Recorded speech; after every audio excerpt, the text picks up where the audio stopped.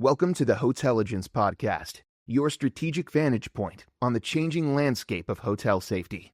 Hosted by Jim Kortz, a retired FBI DHS investigator, and Don Carr, a former frontline security owner-operator with years of first-hand incident response experience on hotel properties. Every episode brings you closer to understanding the full picture and what the future may hold. Let's begin. Welcome back to the Hotelligence Podcast, and thanks for joining us on episode 15, the final episode of season 1. What responsible systems refuse to do. I'm Don, and my background is owning and operating private security agencies, boots on the ground teams responding to incidents in real time across hotels and other properties. And I'm Jim. I spent my career in federal law enforcement, where what was documented and how it was preserved was really very important. Over the past few weeks, many operators have had conversations that sharpen awareness, conversations that surface patterns, and conversations that raise the same quiet question. And that question is often framed as progress. If we see more, shouldn't we do more? That question feels reasonable. But it misses something important. Responsible systems aren't defined only by what they enable. They're defined by what they deliberately refuse to do. Capability is not the same as responsibility. In complex environments, capability expands faster than responsibility. Technology can surface more information. Processes can move faster. Awareness can increase. But the ability to see something doesn't automatically create an obligation to act on it. And that distinction matters. Because collapsing capability into responsibility is how systems overreach. So why more is a dangerous default? After conferences, training, or heightened attention, there's often pressure to add. Add more alerts, more escalation, more response pathways. But more is not neutral. Every addition changes expectations. And expectations quietly become duties. Responsible systems resist that drift. So refusal is often misunderstood as inaction. In reality, refusal is one of the most intentional design choices a system can make. Right, because it draws boundaries. It clarifies roles. And it protects people from being pushed into decisions they're not positioned to make. A system that refuses to escalate automatically is not indifferent. It's disciplined. And responsible systems say no. Responsible systems refuse to label people. They refuse to turn weak signals into conclusions.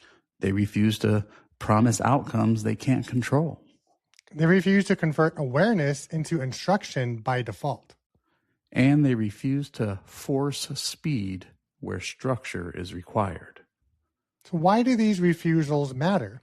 Well, without refusal, systems accumulate obligation. And accumulated obligation creates exposure. Right. Legal exposure, operational exposure, human exposure. Refusal prevents that buildup. It allows information to exist without demanding action. And it preserves responsibility at the right layer. So let's talk about after the conversations end. After weeks like the one many operators just experienced, it's natural to feel momentum. Momentum can be useful, but momentum without boundaries is pressure. Responsible systems absorb momentum without being pulled off balance. They slow it down. They contain it. And they decide deliberately what not to carry forward. The quiet test of maturity. System maturity isn't measured by how much it can do. It's measured by how well it knows its limits.